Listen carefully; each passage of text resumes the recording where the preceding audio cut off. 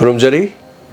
Hayang August ki tang mari, numit asi ban lay haidana mayam ngangnar makhabar de yorambadu ban tawruba kambuna tang manga de yoina haibadi hayang di ban Leitre haijabani masi maramdi integrity de su tabani aduna Wahong radio mayam da thawal tawjaraliba 90.0 megahertz ta sandukchariba radio channel asigi su hayang se ahanba mapong numit oiba aduna khoigi mafam sida thorum tongna nabagi damak imaibil singna thorum kya pangthokna nabagi damak diamond gi donors ki members sing aduga donors yaudaba su radio bu nungsibi myam ponumona mafam sida lakpiduna thorum asi saru ga bigadori kanagumana ban leire aduna ekhoi lakpunga maroi haidana ekhoi da call torpo camera yaw sing adu haying ban leite aduna haribase adu mayam gi damak tani sinjari base aduna matam sana lingbirakna hariba thorom asida saru ga biu ekhoi gi Wahong radio na miyam gi mafam da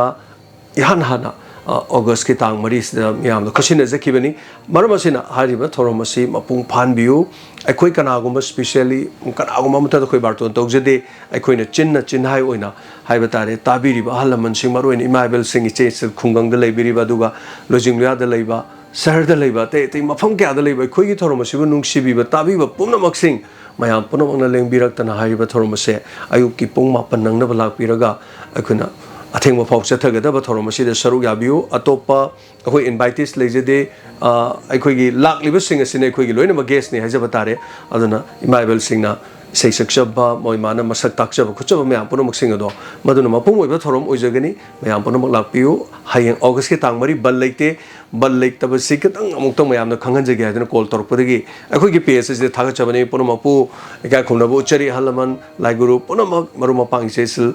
mayam punamakna lengbirakna Wahong radio 90.0 ki ahanba mapong numit ase akhoi ba nuksibiba punamakna lengbirakna saru yabiu hadana nolsari kurumjari